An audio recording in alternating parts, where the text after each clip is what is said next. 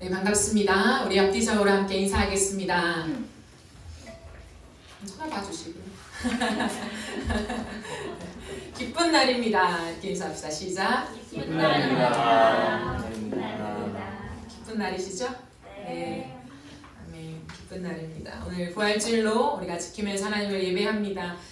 이미 부활하셨지만 부활하신 주님을 기억하고 또 기뻐하면서 우리가 하나님 앞에 역동적으로 나아가는 예배 시간이 되면 좋겠습니다.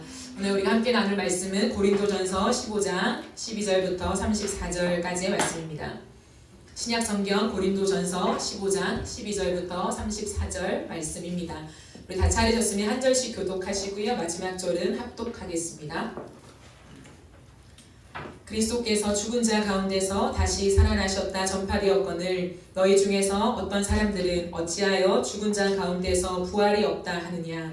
만일 죽은 자의 부활이 없으면 그리스도도 다시 살아나지 못하셨으리라. 그리스도께서 만일 다시 살아나지 못하셨으면 우리가 전파하는 것도 헛것이요 또 너희 믿음도 헛것이며 또 우리가 하나님의 거짓 증인으로 발견되리니 우리가 하나님이 그리스도를 다시 살리셨다고 증언하였습니다. 만일 죽은 자가 다시 살아나는 일이 없으면 하나님이 그리스도를 다시 살리지 아니하셨으리라. 만일 죽은 자가 다시 살아나는 일이 없으면 그리스도도 다시 살아나신 일이 없었을 터이요. 그리스도께서 다시 살아나신 일이 없으면 너희의 믿음도 헛되고 너희가 여전히 죄 가운데 있을 것이요. 또한 그리스도 안에서 잠자는 자도 망하였으리니 만일 그리스도 안에서 우리가 바라는 것이 다만 이 세상의 삶뿐이면 모든 사람 가운데 우리가 더욱 불쌍한 자이니라. 그러나 이제 그리스도께서 죽은 자 가운데서 다시 살아나사 잠자는 자들의 첫 열매가 되셨도다.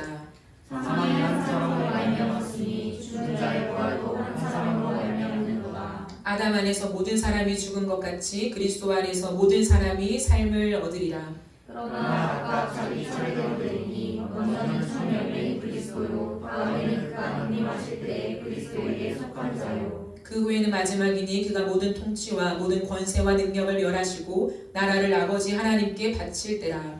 그가 모든 원수를 그가 아래에 둘 때까지 반드시 왕노를 하시리니 맨 나중에 멸망받을 원수는 사망이니라. 만물을 그의 발 아래 두셨다 하셨으니 만물 아래 둔다 말씀하실 때 만물을 그의 아래 두신 이가 그 중에 들지 아니한 것이 분명하도다. 만물을 그에게 복종하게 하실 때에는 아들 자신도 그때 만물을 자기에게 복종하게 하신 이에게 복종하게 되리니 이는 하나님이 만유의 주로서 만유 안에 계시려 하심이라. 만일 죽은 자들이 도무지 다시 살아나지 못하면 죽은 자들을 위하여 세례를 받는 자들이 무엇을 하겠느냐. 어찌하여 그들을 위하여 세례를 받느냐. 또 어찌하여 우리가 언제나 위협을 무릅쓰리오. 형제들아 내가 그리스도 예수 우주 안에서 가슴과 너희에 대한 나의 사랑을 두고 하노니 나는 날마다 죽노라. 내가 사람의 방법으로 에베소에서 맹수와 더불어 싸웠다며 내게 무슨 유익이 있으리요. 죽은 자가 다시 살아나지 못한다며 내일 죽을 터이니 먹고 마시자 하리라. 속지 말라. 다만 모든 선한 행실을 거듭하니. 함께 읽겠습니다. 깨어 의를 행하고 죄를 짓지 말라. 하나님을 알지 못하는 자가 있기로 내가 너희를 부끄럽게 하기 위하여 말하노라. 아멘. 오늘은 부활 그리스도 안에서라고 하는 제목으로 함께 하나님 말씀을 나누도록 하겠습니다. 제가 30대를 지나면서 가장 깊게 고민했던 때가 있었습니다. 그때의 그 고뇌했던 키워드가 피상성, 피상적인이라고 하는 그런 말이었습니다. 제가 속해 있는 80년대생, 여기 80년대생이 생각보다 없네요. 우리 젊은 교회예요. 80년대생들은 공감을 하실 텐데 삐삐의 향수, 삐삐를 아십니까? 몰라요? 삐삐의 삐삐를 모르면 어떻게 세상을 논할 수 있습니까? 삐삐의 향수와 5G의 만족도를 모두 아는 낀 세대라고 할 수 있죠. 저는 낀 세대입니다. 네, 지난 30년을 지나오면서 30년은 한 세대라고 말하잖아요. 이 한 세대를 지나오면서 삶의 환경이 정말 많이 진보했습니다. 아주 많이 좋아졌죠. 그런데 그렇게 더 나은 진보를 이루는 사이에 우리의 본질을 떠받치고 있는 무언가를 잃었습니다. 저는 그것이 진실함이라고 생각해요. 우리의 존재를 떠받치는 가장 중요한 힘이요. 온갖 현세적인 욕구를 채움으로써 우리가 얻는 그 만족에 취한 나머지 가슴과 가슴이 맞닿는 그 마땅함으로 얻어낼 수 있는 본질적인 행복을 희생시킨 것은 아닌가 생각합니다. 그 사람과 눈빛을 마주하며 마음과 마음, 살과 살을 부대끼는 그 진실함에 대한 것을 말하는 것이죠. 비싼 향수와 진한 화장품 냄새, 백화점에 가면 나는 냄새들 있죠. 그 냄새가 우리의 코를 만족시켜서 이제는 밋밋한 사람 냄새를 싫어하게 되는 우리의 모습들을 발견하면서 그 30대 한 중반을 지나가는 제 나이 속에 마치 세상의 한복판에 서서 길을 잃은 듯한 마음을 느낀 적이 있습니다. 그때 제 마음에 지나갔다 한 단어가 피상적이다라고 하는 거죠. 피상적이다라고 하는 말은 본질적인 현상은 추구하지 아니하고 겉으로 드러나 보이는 현상에만 관계하는 것을 의미합니다. 사람을 대할 때 그 사람 자체를 궁금해하거나 그 사람 자체에 관심을 가지며 진실하게 대하는 것이 아니라 그 사람이 걸치고 있는 옷, 집, 차, 연봉, 그 사람의 지위와 능력과 관계하는 것. 이것이 무엇인지 아십니까? 그 사람 자체를, 생각을, 마음을, 살아가는 방식을 궁금해하지 않고 그 사람의 외형적인 것들이 이꼴 그 사람이다라고 생각하며 관계하는 것에 익숙해져 있는 우리의 모습들. 깊이 그 사람됨을 알기를 희망하지 않고요. 건성으로 어떠한 필요나 목적에 의하여서 사람과 관계하는 것이 이미 익숙해져 버린 우리의 실의 한복판을 걷게 됩니다. 그러다 보니 내 속을 훤히 꺼내 보이는 것을 이제는 꺼려하는 시대죠. 그것을 거절합니다. 내가 왜 내 마음의 모든 것을 다른 사람에게 훤히 보여줘야 되나라고 하는 마음속에 거절하고요. 각자의 칸막이를 치는 시대가 되었습니다. 보이지 않지만 각자의 칸막이가 너무 선명하게 쳐져 있어서 각자의 영역을 확보하죠. 이건 내 영역이다. 누구도 넘어올 수 없는 나만의 영역이다 라고 하는 것을 고수하며 확보하며 살아가기에 바쁩니다. 이렇게 우리의 삶의 환경은 보다 진보되었고 나아졌지만 우리의 내면은 더 악한 모습들을 발견하고 참 이기적이고 사람을 겉으로만 피상적으로만 대하는 우리의 모습들을 확인할 때 아픈 마음이 들더라고요. 들추어보니 우리 마음속에 떡하니 자리 잡고 있는 것은 진실함이 아니라 욕심이라는 것을 확인하게 됩니다. 참 욕심이 많다. 그러나 그 욕심이 많은 내 자신을 잊어버리고 살아가는 거죠. 욕심이 앉아있는 줄도 모르고 우리는 세상을 질주하며 살아갑니다. 그래서 십자가와 마주하는 것이 그토록 어려운지도 모르겠습니다. 왜 현대를 살아가는 우리에게 십자가가 그토록 멀게만 느껴질까? 왜 십자가 앞에서 엉엉 울며 그 사랑 앞에 가슴 저려하는 신앙이 상실되어 가고 있는가라고 했을 때 이 부분이 아닌가 생각합니다. 십자가를 내 앞에 세우기를 꺼려하면서요. 그저 성경의 이야기에 묻어두려는 우리의 모습들이 아닌가 생각해보죠. 왜냐하면 십자가는 벌거벗은 나의 민낯을 확인해야 하는 장소이기 때문이에요. 내 옷도 내 차도 내가 가진 능력도 연봉도 다 걷고 나라는 존재 자체, 벌거벗겨진 나라는 존재 자체를 직면하는 곳이 십자가입니다. 죄가 꽈리를 들고 앉아있는 내 마음이 훤히 다 드러나는 자리, 선한 것이 하나도 없는 내 속내가 들통나는 자리, 욕심과 허영으로 나를 치장하던 것들을 다 걷어내고 민낯으로 서는 자리가 십자가이기 때문입니다. 선한 봉사를 한다라고 하지만 이내 돌아볼 때 선한 봉사를 하는 내 모습을 자랑하고 싶은 내 내면을 확인하는, 무언가 좀 잘나게 살아가지만 결국에는 그것을 뽐내고 싶어하는 그런 나를 봐줘. 내 돈으로 나는 많은 사람을 돕고 있어 라고 하는 것을 드러내고 싶은 선한 것이 하나도 없는 나를 직면해야만 하는 곳이 십자가라는 거죠. 그래서 하나님께 닿을 수 없는 내 존재를 확인합니다. 십자가 앞에서는요. 거룩함과 진실함에 닿을 수 없는, 선하게 살고 싶어서 바둥을 치는데 닿을 수 없는 내 모습을 확인하는 자리이지요. 그렇기 때문에 십자가에 달려서 흉악자의 모습을 할 수밖에 없는 것이 나이다 라고 하는 것을 뼈아프게 확인해야 하는 자리입니다. 그러므로 예전에는 그 확인이 그렇게 어렵진 않았던 것 같아요. 겉과 속이 같은 이 땅을 살아가면서 그래 내가 죄인이고 하나님 앞에 선한 것이 없지 라고 하는 것 속에 바닥에 엎드려 하나님 앞에 엉엉 울던 것들이 많은 교회 안에 일어났지만 지금은 내 것을 감추고 싶고 겉으로 드러나는 좋은 것만 비추고 싶은 예상의 한복판을 걷다 보니 어쩌면 그 십자가를 극구 부인하며 외면하고 싶은 거인지도 모르겠습니다. 십자가 앞에서 정말 내가 아무것도 아니구나, 선한 것이 아무것도 없구나 라고 하는 괴로워하는 마음이 있어야 하거든요. 그 괴로움 속에서 결국에는 나를 대신한 예수 그리스도의 은혜가 경험되어지는 것입니다. 십자가는 뼈아픈 나의 민낯을 직면하는 자리이긴 하지만 그렇게 직면하기 싫은 나의 민낯, 참 아픈 내 욕심 덩어리, 근데 그 속에서 내가 죽어야 마땅한 존재이지만 나를 대신하여 십자가를 치신 예수와 눈빛을 마주하는 지점이라는 거예요.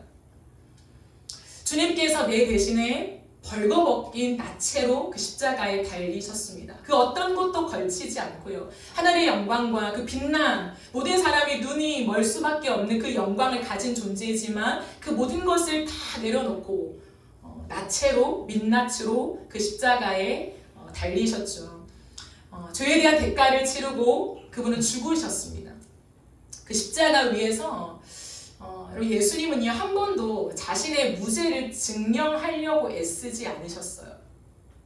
자신을 향하여 도전하는 수많은 무리들을 향하여서 사실은 내가 십자가에 달린 것은 나의 죄 때문이 아니라 너희들의 지독한 죄 때문이다 라고 단 한 번도 항변하지 않으셨다라고 하는 거예요. 겉으로 우리를 대신한 엄청난 희생을 치르고 계시면서 속으로는 다른 뜻을 품고 계시지 않았어요. 내가 이런 희생을 치르고 난 다음에 내가 사실 원했던 것은 이거야. 이러한 다른 뜻을 품은 적이 없었다라고 하는 거죠. 십자가 위에서 어떤 일이 벌어졌습니까? 제가 목요일에 함께 나눈 것처럼 성부 하나님은 우리에게 쏟아야 할 저주를 사랑하는 당신의 아들 예수께, 아무 죄가 없는 예수께 남김없이 쏟아 부으셨습니다. 성부, 성자 예수님은요, 우리가 받아야 할 저주와 죽음을 자신의 죄로 오롯이 온전히 받아내셨습니다. 여러분, 성부, 성자, 성령 그 삼위 하나님은요 서로를 향하여 항상 보고 계셨다고 제가 설명드렸죠. 그 삼위 하나님은 서로를 마주 보고 계시며 영원한 사랑 속에 존재하셨던 분이십니다. 그래서 삼위이지만 일체라고 하죠. 그분은 마음이 일치하며 서로의 사랑이 항상 동일하셨다라고 하는 거예요. 그런데 십자가 위에서 아버지는 아들을 처절하게 버리셔야 했고 아들은 아버지의 저주를 고스란히 당하셔야 했습니다. 그럼에도 불구하고 조금의 균열이나 오해나 원망 없이 여전한 사랑 속에 존재하시도록 성령 하나님께서 자신의 존재를 다해서 그 십자가를 돕고 계셨습니다. 왜냐하면 성부 하나님의 깊은 마음을 통달하시는 분이 성령이시고 성자 예수님의 인간됨 안에 존재하고 계셨던 분이 성령이시기 때문에 이 모든 것을 도우셨다라고 하는 거예요. 여러분, 성부, 성자, 성령 하나님은 살아계십니다. 물론 우리 눈에 보이지 않지만 그분은 자신을 우리에게 항상 드러내실 때 무엇이라 말하냐면 나는 인격적인 하나님이다 라고 말을 해요. 그냥 눈에 보이지 않는 떠돌아다니는 영체, 그냥 신이 아니라 나는 너희와 관계하는, 난 너희와 같이 우리가 생각하는 그 하나님의 마음을 아는, 감정이 오고 가고 사고하고 살아가는 그런 인격적인 존재다라고 하는 것으로 당신을 계시하고 계시다라는 거죠. 그렇다면 그 살아계신 주님께서 십자가 위에서 어떻게 끊을 수 없는 사랑으로 공존하고 계셨나? 어떻게 살아계시면서 그 십자가를 버티셨나라고 했을 때 우리를 향해 사랑한다 하신 그 약속 위에 그분은 머물러 계셨다라고 했죠. 성부, 성자, 성령 하나님께서 끊을 수 없는 그 사랑으로 십자가 위에서 우리를 향한 사랑 위에 포개어 계시면서 그 사랑을 붙잡고 그 사랑을 놓치지 않기 위하여 그 깊은 흑암과 같은 십자가를 통과하셨다라고 하는 거예요. 오늘 우리가 찬양으로 고백했듯이 그 하나님의 사랑이 십자가에서 강같이 흘러 그 십자가는 단순한 속죄를 넘어서 우리를 향한 사랑이다라고 주님은 항상 설명하신다라고 하는 거예요. 여러분, 이것이 십자가입니다. 그래서 로마서 5장 8절에는 이렇게 나와 있죠. 우리가 아직 죄인 되었을 때 그리스도께서 우리를 위하여 죽으심으로 하나님께서 우리에 대한 자기의 사랑을 확증하셨다. 우리가 아직 죄인 되었을 때 아무런 하나님 앞에 이쁨 받을 짓을 하지 못한 버림받아 마땅한 그때에 그리스도께서 우리를 위하여 죽으심으로, 그러니까 성부 하나님께서 아들을 버리심으로 하나님께서 우리에 대한 자기의 사랑을 견지하셨다는 거예요. 지키시고 드러내셨다라고 하는 거죠. 그러므로 십자가는 우리에 대한 성삼위 하나님의 끊을 수 없는 사랑의 확증인 것입니다. 그리고 이 사랑을 지속하고 견지하시면서 예수님은 마침내 부활하셨죠. 3일 만에 죽음을 이기고 부활하셨습니다. 예수님의 부활은 죽음을 이긴 부활, 죄를 이긴 부활이라고 말하죠. 그렇기 때문에 우리에게 영원한 생명을 주는 부활로 소개하고 있습니다. 그러면 부활의 의미는 무엇일까요?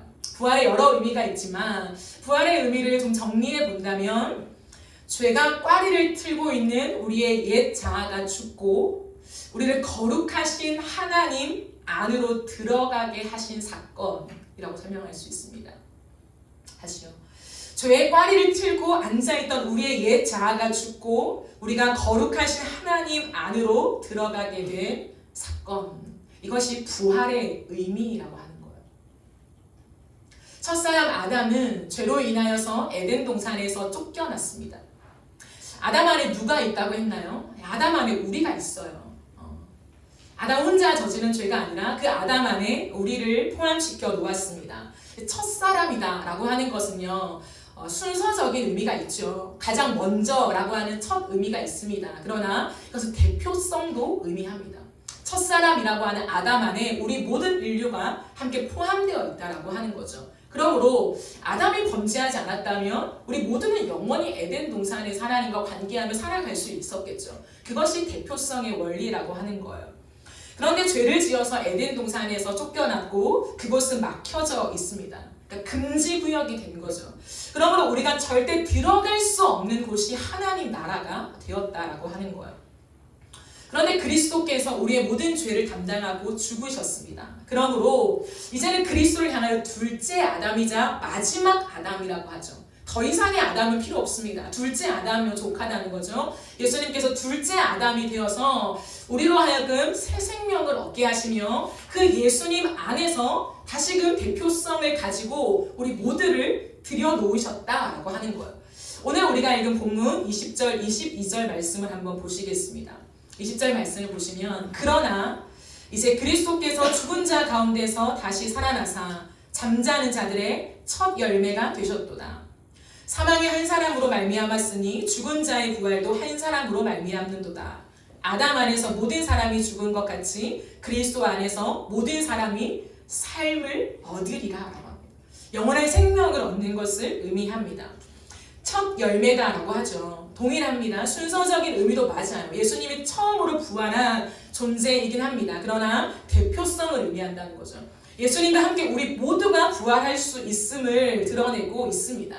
그러므로 여러분, 우리가 11조를 드리잖아요. 11조를 드릴 때도 10분의 1을 드린다는 게 첫 열매를 주님께 드린다는 의미와 동일하거든요. 그러면 그 10의 1을 하나님께 드리면 1은 하나님 거고 나머지 9는 내 거야 라고 생각하지 않잖아요. 그렇게 생각하면 안 돼요. 우리가 하나님 앞에 10의 1을 드리면서 대표성을 갖는 거죠. 하나님, 열의 열, 10의 10이 다 하나님 것이지만 내가 1을 드림으로 하나님이 내가 모두를 받겠다라고 하셨어요. 하나님, 내가 그 그 하나님의 베풀어 주신 은혜를 내가 아멘하며 하나님 10의 1을 주님께 구별하여 드립니다.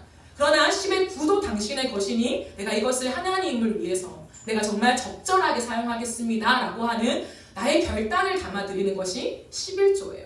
그러므로 하나님께서는 우리의 재정에 복을 주시고 계속해서 하나님을 드러내는 일들을 할 수 있도록 이어가심의 원리가 있습니다. 여기서 말하는 한 사람 또한 산술적인 의미가 아니라 한 명 이런 뜻이 아니라 한 사람은 대표성을 가지고 있습니다. 그렇다면 여러분, 예수 그리스도께서 우리를 향한 대표성을 가지시고 죽음에서 죄의 권세에서 해방되셔서 다시 살아나셨다, 그 부활하셨다, 그리고 우리에게 부활의 능력을 주셨다라고 할 때에 그 부활의 능력이 과연 무엇일까요? 여러분이 생각할 때 부활의 능력, 오늘도 우리가 부활주의를 기념하며 하나님 앞에 예배하는데 그 부활의 능력을 무엇이라 여러분은 이해하고 계십니까? 내가 부활했다, 예수님과 함께 부활했다, 영원한 생명이라고 하는 것이요. 손에 잡히지 않고 무언가로 증명되지 않는 부활의 능력을 여러분은 뭐라고 설명할 수 있겠습니까? 저는 오늘 제가 계속해서 이번 고난주간을 지나면서 여러분과 함께 나눈 그 성삼위 하나님의 사랑이라고 하는 측면에서 부활의 능력을 함께 나누고 싶습니다.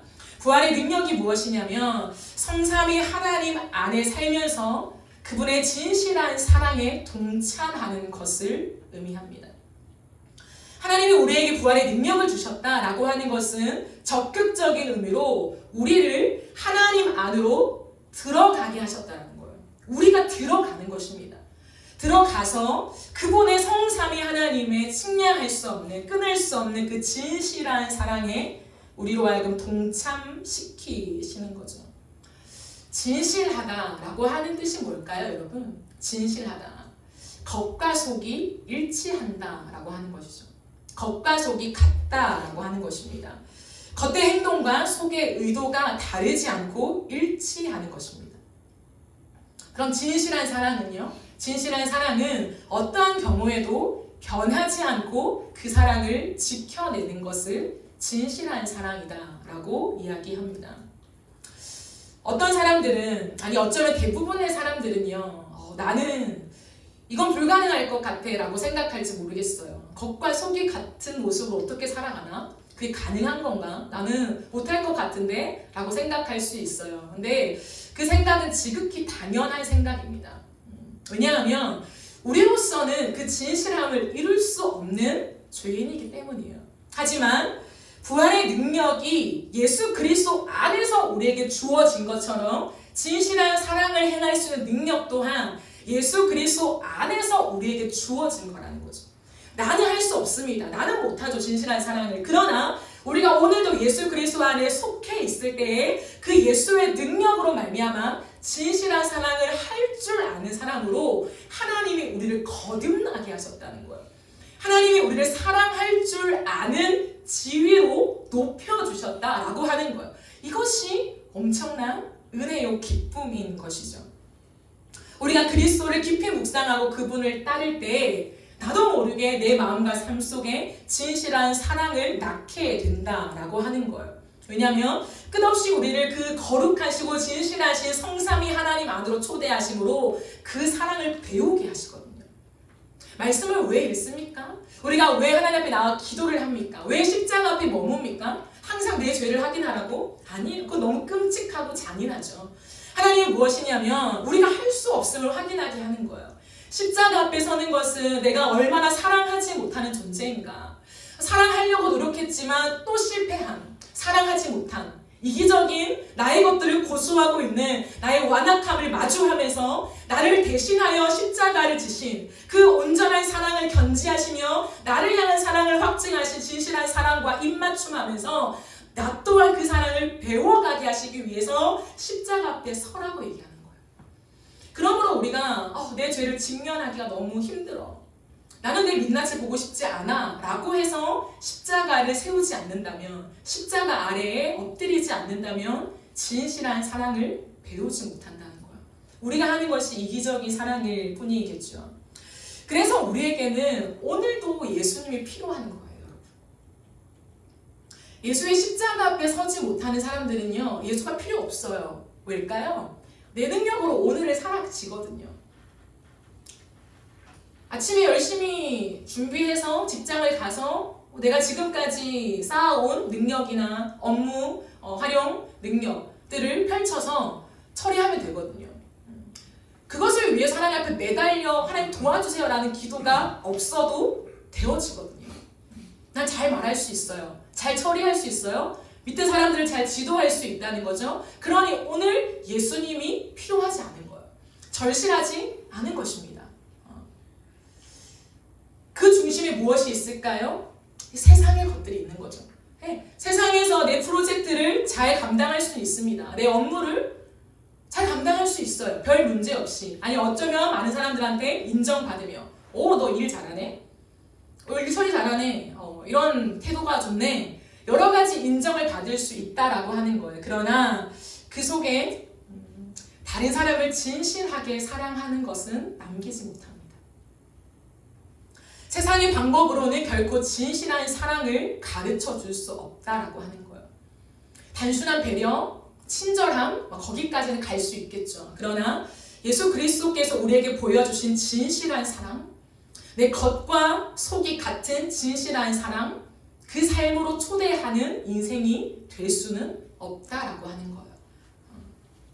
오늘 내가 예수님 앞에 서지 않으면 오늘 하루에 무엇이 남겠습니까? 내 이름이 남아요. 우리의 이름이 남습니다. 일 잘하는 박선영, 김정현, 우리의 이름이 남아요. 그리고 시간이 지속되면 지속될수록 우리의 이름이 새겨집니다. 그 기업에, 그 직장에, 우리가 하는 그 직업 위에, 일 위에 이름 석자가 세워지는 거죠. 새겨지는 거죠. 누구도 파낼 수 없는 견고한 이름이 새겨집니다. 그러나 그곳에 예수 그리스도의 이름을 새길 수 없게 됩니다. 결코 우리의 삶을 통해서 우리가 서 있는 내 이름이 새겨진 그 자리를 통해서 많은 사람들이 예수의 진실한 사랑과 이름을 알게 하지는 못한다라고 하는 거예요. 그 진실한 사랑이 무엇인가? 우리가 애를 쓰고 노력해도 사람이 스스로 잉태될 수 없는 그 진실한 사랑이 무엇인가에 닿을 수 없게 만든다는 거예요. 궁금증조차 일으킬 수 없습니다. 믿지 않은 사람들에게 이건 남길 수 있어요. 저 사람을 생각할 때 기독교, 그리스도인, 교회 다니는 사람, 밥 먹을 때 기도하는 상사, 일요일이면 놀러 가지 않고 교회 가는 사람, 이러한 많은 수식어 남길 수 있겠죠. 그러나 그 사람들 마음에 예수님의 진실한 사랑이 닿게 하는 일은 생기지 않습니다. 무언가 우리가 하는 사랑과 다른 것 같은데 저 사람은 뭐지? 저 사람의 모습들은 뭐지? 무언가 말로 설명할 수 없지만 저 사람에게서 맡게 되는 향수도 아닌 무언가 저 인격의 냄새는 뭐지? 이렇게 궁금증을 일으키는 사람이 될 수 없다라고 하는 거예요. 그러나 부활의 능력이라는 건 뭐냐면 그 향기를 품어내는 거거든요. 향수를 뿌리지 말라는 것이 아니라 그런 향수가 코를 찔러서 사람으로 하여금 겉으로 나오는 그 향수의 냄새만 맡게 하는 인생이 아니라 그 어떤 것으로도 맡을 수 없었던 진실한 사랑의 향기를 맡을 수 있도록 브릿지 역할을 하는 존재가 부활의 능력을 가진 존재예요. 사탄은 오늘도 우리를 유혹합니다. 옛 자아가 너의 모습이라고. 너가 뭐 그렇게 고상하냐고. 그냥 적당히 살라고 얘기합니다.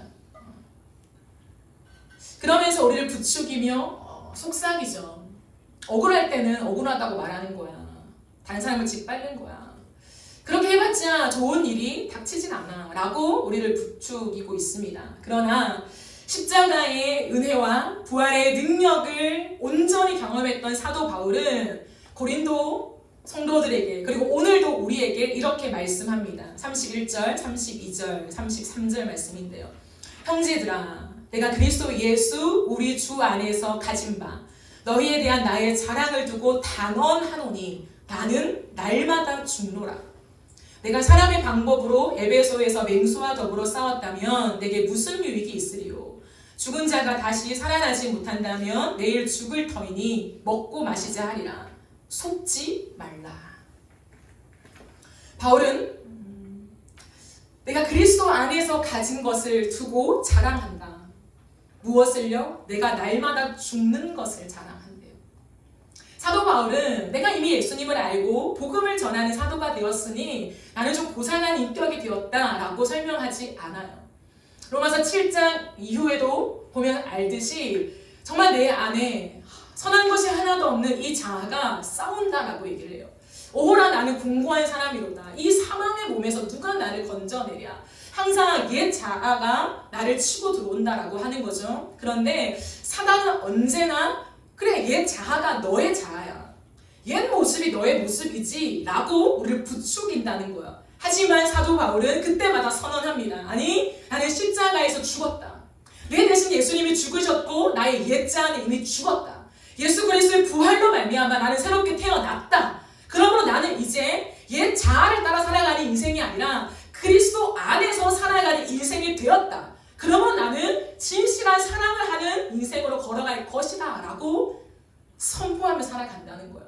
나는 날마다 죽는다. 그리고 맹수와 더불어 싸웠을 때 이건 무슨 말이냐면 자신을 향하여 반대하는 이단들, 다른 사상을 가진 자들이 바울을 공격했던 것을 맹수로 표현합니다. 얼마나 자신을 심하게 공격하고 괴롭혔던지. 그러나 내가 맞대응하지 않았다라고 얘기를 해요.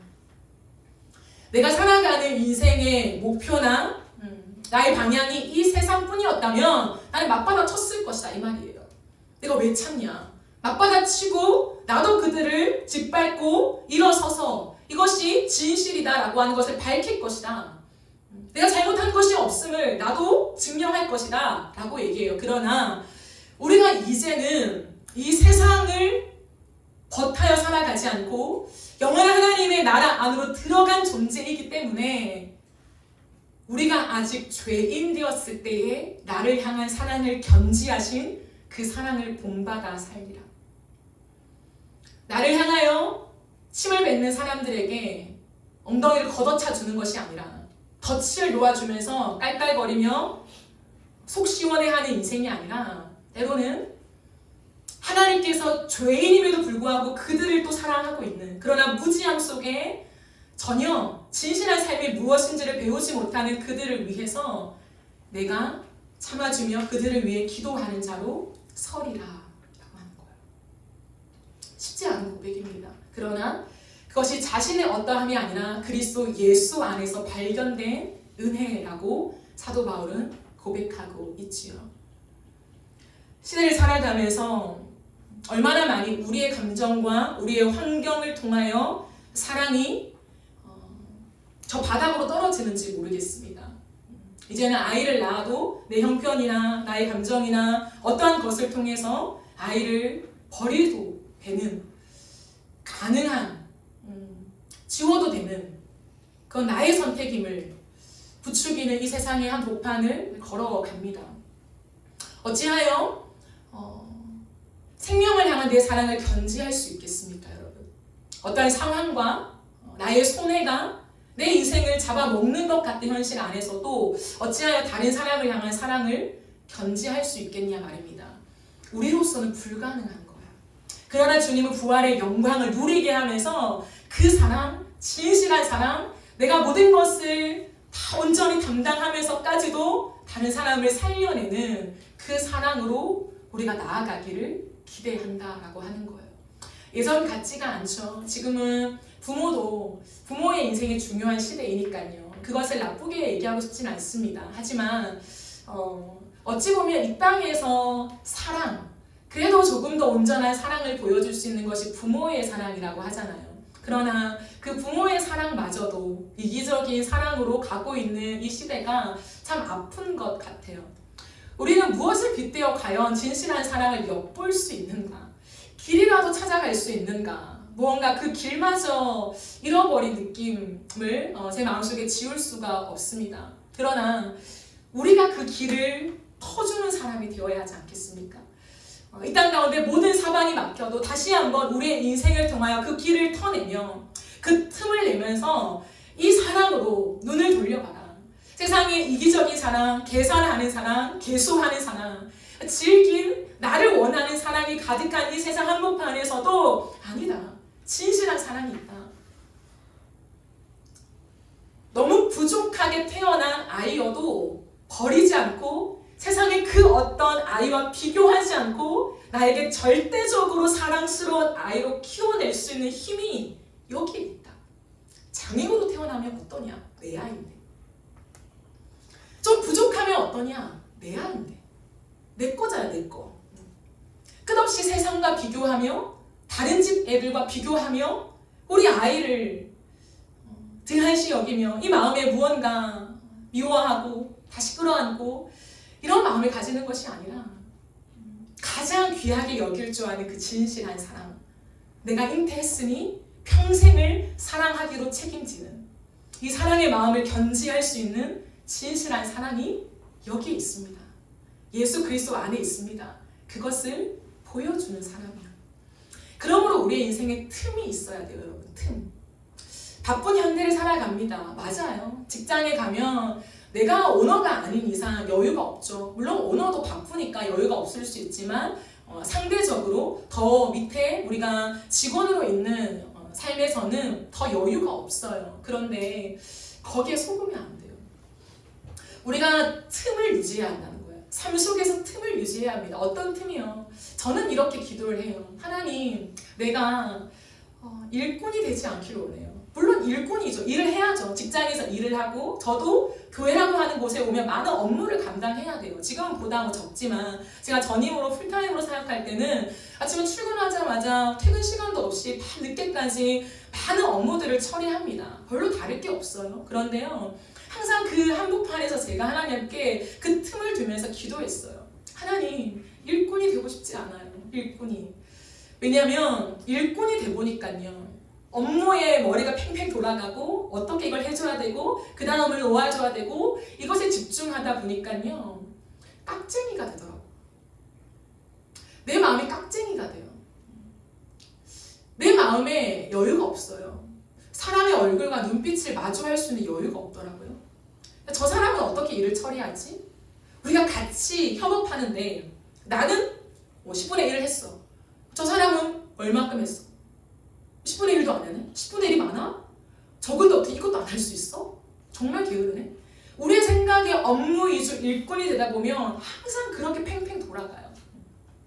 그 생각을 아예 하지 마라. 뭐 일적인 머리를 돌리지 마라. 그 말이 아니라요, 그 사람을 사람으로 보는 그 힘을 상실해버린다는 거죠. 그러면 뭐 어떻게 하는 거야? 그 사람과 눈빛을 마주하는 거 어떻게 하는 거야?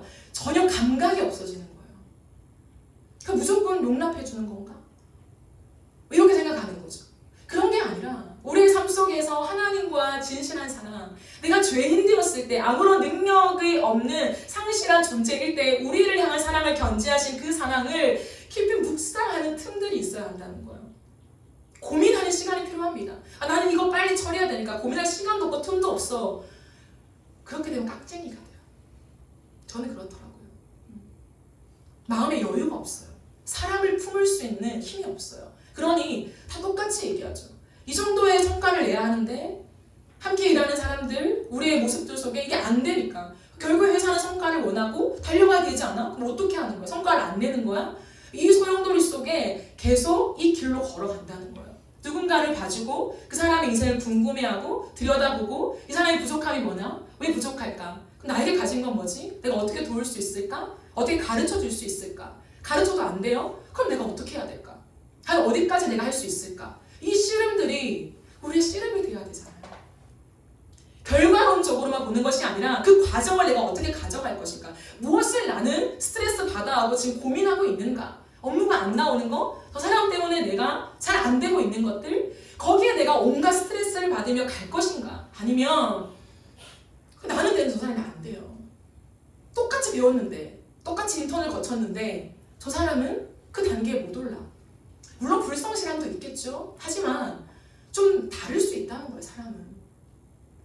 근데 그것으로 그 사람을 평가해버리면 일 못하는 사람, 가르쳐줘도 능률이 안 오르는 사람, 그러면 쓸모가 없는 거죠. 함께 일하고 싶지 않은 거죠. 끼워주기가 싫은 거죠. 그 사람이랑 같은 팀이 되면 화가 나는 거죠. 걱정이 되는 거죠. 이런 부분들을 어떻게 다룰 것인가. 그 틈을 두면서 하나님과 맞닿는 시간이 필요해요. 우리가 아직 죄인 되었을 때 뭐가 그렇게 잘났다고? 저는 저한테 그렇게 말해요. 여러분께 말하는 게 아니라 너가 뭐가 그렇게 잘났다고? 너가 뭐 얼마나 일처리를 잘할 수 있는데? 왜냐면 순간순간 그 생각이 제 안에 엄습해올 때가 있거든요. 교회 일을 하면서도 너가 뭐가 그렇게 잘났다고? 하나님이 다시 머물러요. 그래서 내가 무엇을 위해 일을 하고 있는가? 좋은 성과, 돈, 인정? 그럼 나는 세상 사람과 뭐가 다른가? 이런 고민들 속에 씨름을 해요. 세상 사람들이 궁금해하지 않는 씨름이라는 거예요. 반가워하지 않는 씨름입니다. 그러나 새 생명을 얻고 부활의 능력으로 오늘을 살아가는 사람들의 저는 자연스러운 고민인 것 같아요. 그것을 통해서 하나님께 가지고 나가는 거예요. 그러니 기도가 되는 거죠. 그러니 일상에서 매 순간 하나님 나를 도우소서, 또 악해져가고 어떻게 해야 될지 모르겠는, 하나님 어떻게 해야 돼요? 이럴 때는 어떻게 해야 돼? 모르겠어요 하나님. 이런 거 하면서 하나님께 매달리게 되죠. 그러면 예수님이 필요한 일상이 됩니다. 그렇지 않으면요, 우리는 끝없이 현세적인 영광에 취해 살아가요. 내 능력을 인정받고 기뻐하는 것으로 만족한다라고 하는 거예요. 여러분, 우리는 부활의 능력을 믿고 살아가는 자입니다. 그러므로 겉과 속이 일치하며 십자가 위에서 나를 향해 머물러 계신 그 진실한 사랑을 아는 자라는 거예요. 아는 자. 나는 그 진실한 사랑을 아는 자다. 받았으니 아멘이라고 고백하죠. 그러므로 여러분, 우리의 인생의 목표가 무엇이냐면 그 하나님과의 사랑의 관계에 있다는 것을 잊으면 안 돼요. 세상에서 많은 과업들이 있잖아요. 있어요. 그러나 우리의 궁극적인 목적과 목표는 무엇이냐면 그 하나님과의 바른 사랑의 관계에 있다고 하는 거예요. 왜냐하면 부활이라고 하는 것은 이 땅에서 우리가 조금 더 나은 삶, 좀 더 구별된 삶으로 끝나는 것이 아니라 우리가 죽은 이후에 영원한 천국에 들어가서 영원히 성삼위 하나님과의 교제 안에 우리가 살아가는 것으로 주님 말씀하고 있기 때문입니다. 여러분, 이 땅에서 오늘의 일상, 우리가 하루를 살아가는 것이 너무 중요하지만 여기에 눈을 닫고 있으면 안 돼요. 반드시 천국이 있습니다. 어딘가 있겠지. 막연한 천국이 아니라 우리가 죽었을 때 오늘도 내가 사랑한다 고백하는 그 주님과 만나서 영원토록 살아가는 천국이 반드시 존재하며 그것이 우리의 본향이라는 거예요. 그것이 와닿지 않으면요, 저는 늘 그래요. 와닿지 않을 때가 있거든요. 머나먼 나라처럼 일상과 너무 동떨어져 있는 것처럼 느껴질 때가 한두 번이 아니었습니다. 근데 그럴 때마다 천국에 대한 찬양을 부르며 하나님 앞에, 하나님, 나에게 그 하나님의 영광이 누려지게 해주십시오. 이 땅에 코박고 살아가면서 내가 나를 믿음으로 살아간다고 했지만 이 땅에 내가 눈을 뜨며 살아간다고 천국에 대한 감각을 잃어버렸습니다. 하나님, 천국에 대한 소망이 없습니다. 죽어서 가는 영원한 하나님의 나라에 대한 그 어떤 느낌들이 없습니다 라고 하나님 앞에 무언가 발버둥침이 있거든요. 여러분, 우리는 발버둥 쳐야 합니다. 이 땅에서 내가 어떻게 살아낼 건가, 그리스도인으로 어떻게 잘 살아낼 건가도 중요하지만 우리의 인생은 유한하다는 거예요. 영원한 천국으로 간다는 거죠. 그랬을 때 성삼위 하나님과의 영원한 교제 안으로 들어가요. 그러면 그 부활을 내가 어떻게 담보할 수 있는가? 오늘 하루를 살아갈 때 성삼위 하나님과 사랑의 관계가 확인되어야 돼요. 오늘은 성삼위 하나님과 사랑의 관계가 뭔지 모르겠고 어떻게 사랑을 고백하는지, 사랑을 어떻게 적용하며 살아가는지 전혀 몰라요. 근데 죽으면 천국 갈 거야. 그럼 그것을 우리가 어떻게 확신할 수 있습니까? 성경은 그렇게 얘기하고 있지 않는다는 거예요. 부활의 영광을 누렸냐? 그 하나님의 은혜를 정말 경험하고 아멘 하느냐? 거듭났냐? 그렇다면 이 땅에서 성삼위 하나님과의 관계 안에 그 사랑이 무엇인가를 우리가 배우며 누리며 살아간다라고 분명히 말씀하십니다. 그러나 완벽하진 않죠. 하지만 그 사랑이 무엇인가를 아는 감각이 살아났다는 거예요. 하나님을 사랑하며 그 사랑을 적용할 줄 아는 은혜가 있습니다. 그래야 구별되죠. 그래야 하나님의 사랑에 힘입어 살아가죠. 이 모든 것을 깨닫는 사람은요, 오늘 하루 문을 열 때 말씀 앞에 앉아야 해요. 우리가 다시 한번 하나님 앞에서 우리의 일상을 고민했으면 좋겠습니다.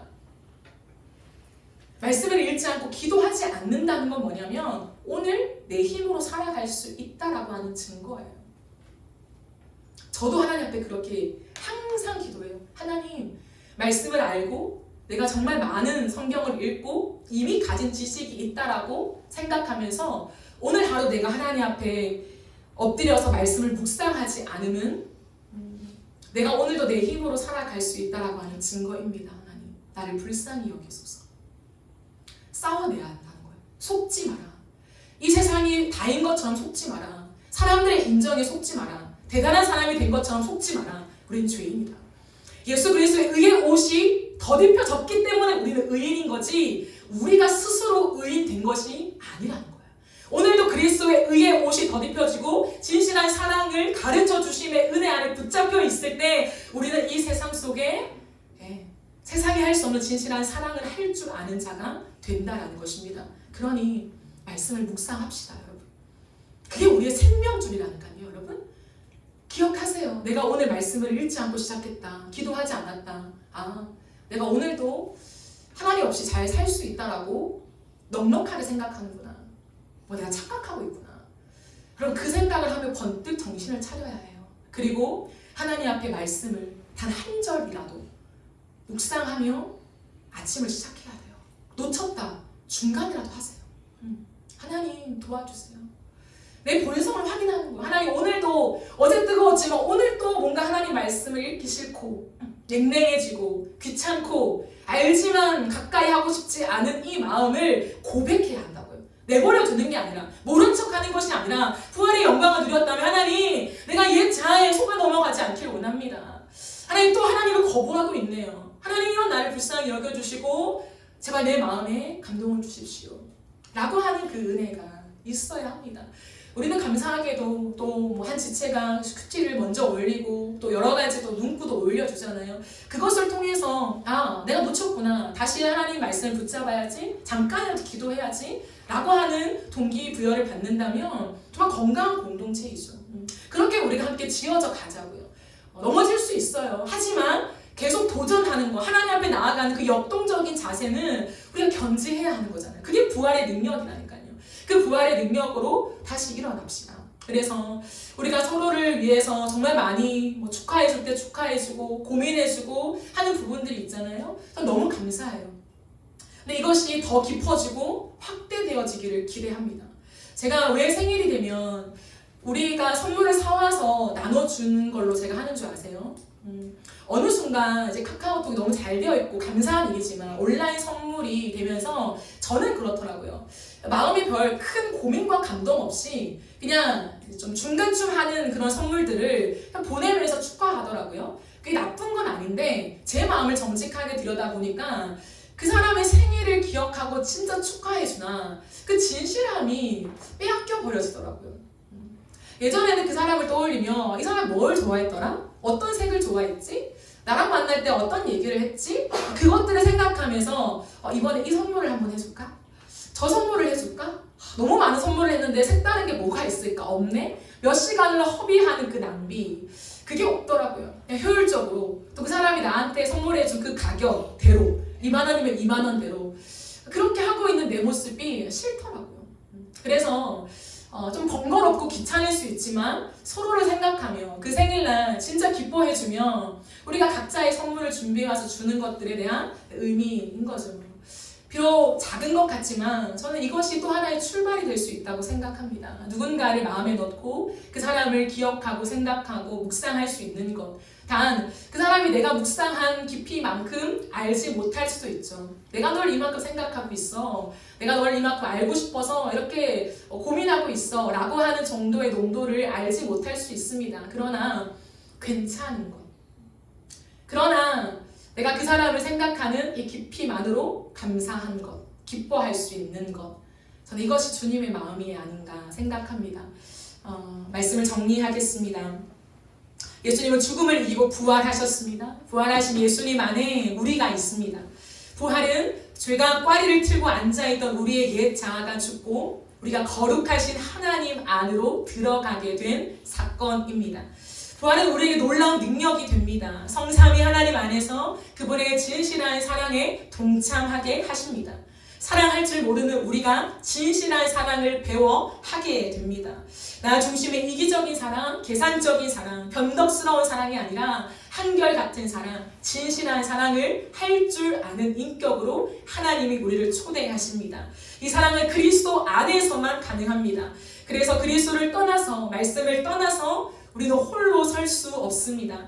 날마다 말씀으로 하나님의 진실한 인격에 닿는 우리가 되어지기를 소망합니다. 바라기는 거짓된 사랑으로 아파하고 있는 이 세상 한복판에서 진실한 사랑으로 사람을 치유하고 세상을 치유하는 저와 여러분이 되어지기를 간절히 바라고 소망합니다. 아멘. 우리 함께 찬양하고 기도하겠습니다.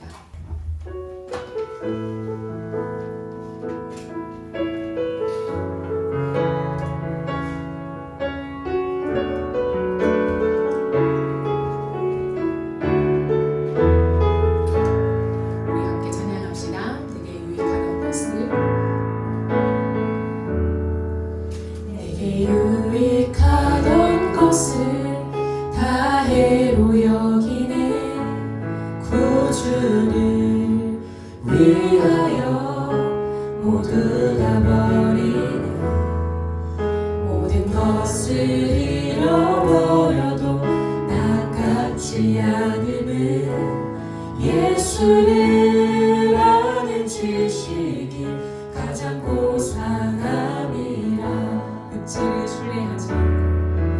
육체를 신뢰하지 않고 겸손한 마음으로 부활의 능력과 고난에 참여하며 그의 죽으심을 본받아 그리스도를 얻고 예수의 안에서 발견되려 함이라.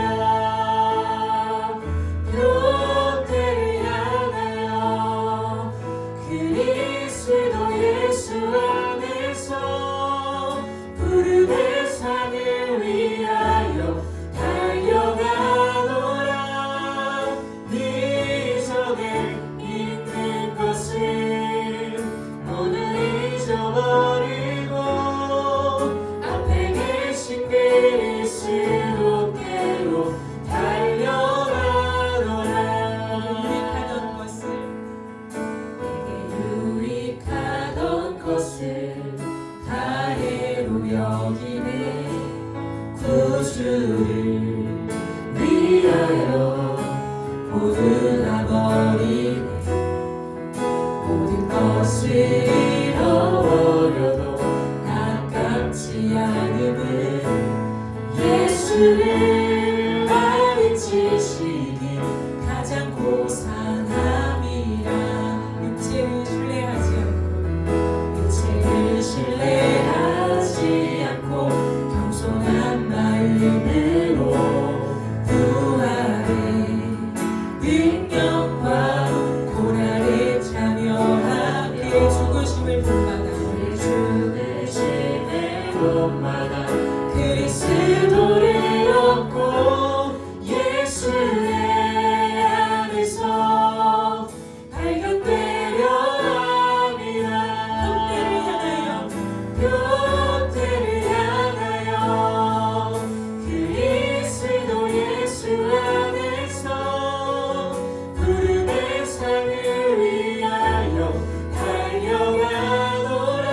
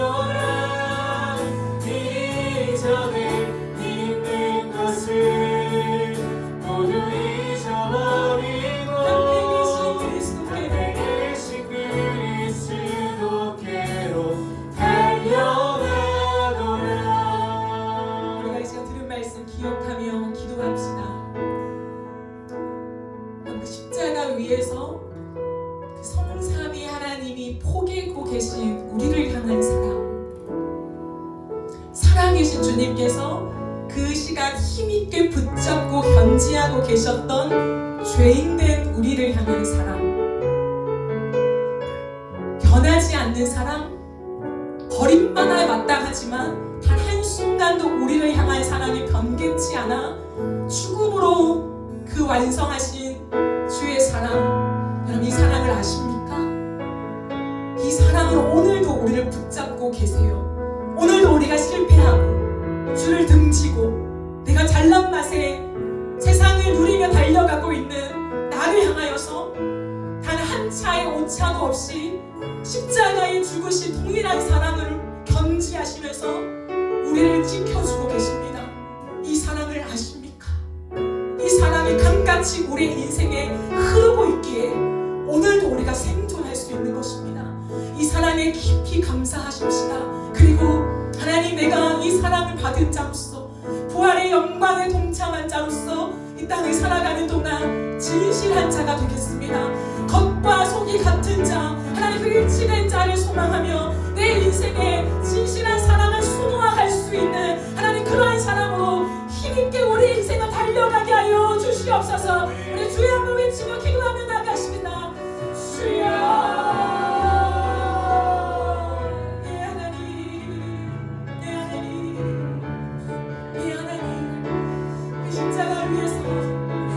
우리가 아직 죄인 되었을 때 하나님, 내가 달려야 할 그 십자가, 내가 버림받아야 될 십자가, 하나님 십자가였지만 나를 향해 사랑한다 하신 하나님 그 첫사랑을 견지하시기 위하여 하나님 그 첫사랑을 한치 오차도 없이 여전한 사랑으로 지켜주시기 위하여 성부께서 아들을 보내시고 성자께서 그 모든 저주를 감당해 주시며 성령께서 그것을 도우시고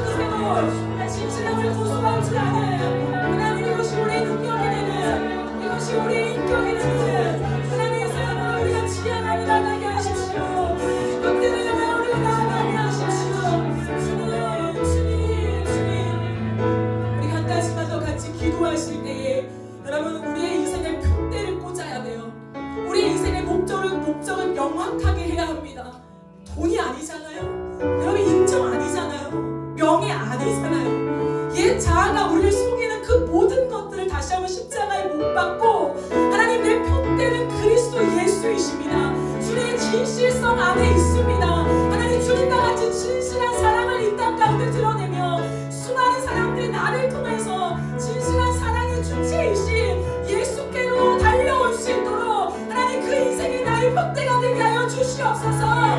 세상과 다른 삶을 살게 하여 주시고 예수가 죽은 신이 아니라 살아있는 나의 영원한 구주이심을 증명하는 우리의 일상이 될 수 있도록 성령으로 기름 부어 주시옵소서. 주여 외치며 기도하며 나갑시다. 주여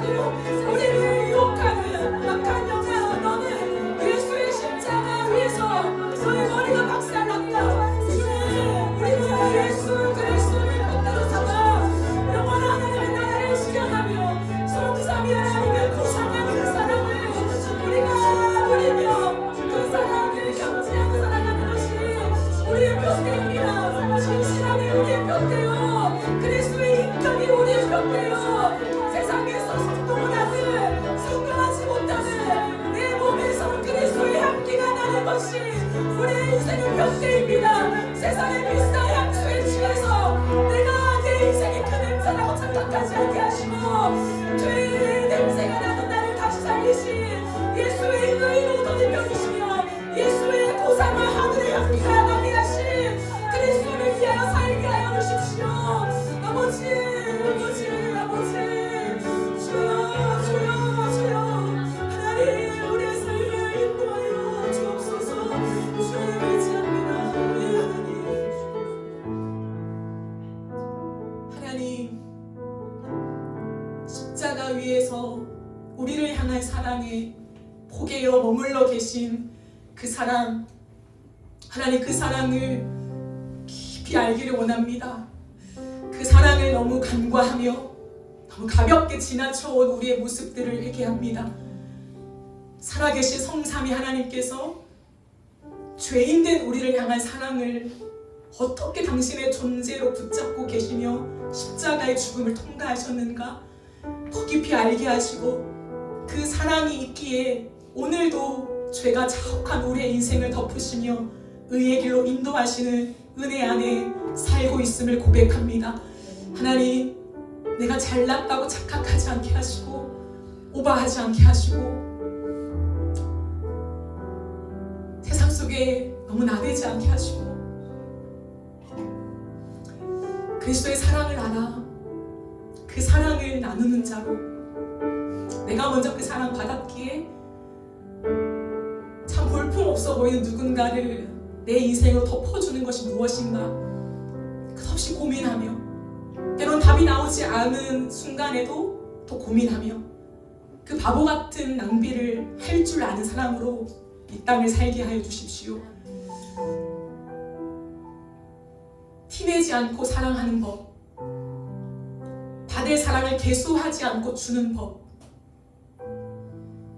내 이름이 드러나지 않고 누군가의 이름을 높여줄 수 있는 법, 그 법을 배우는 곳은 그리스도의 십자가밖에 없습니다. 그 십자가 안으로 날마다 들어가 오늘 하루 세상의 비싼 향수에 취해 살지 않게 하시고 피 묻은 그리스도의 십자가의 향기로 나의 일상을 덮어주시옵소서. 세상의 많은 사람들이, 내 주변에 있는 사람들이, 내 가족들이 내 안에서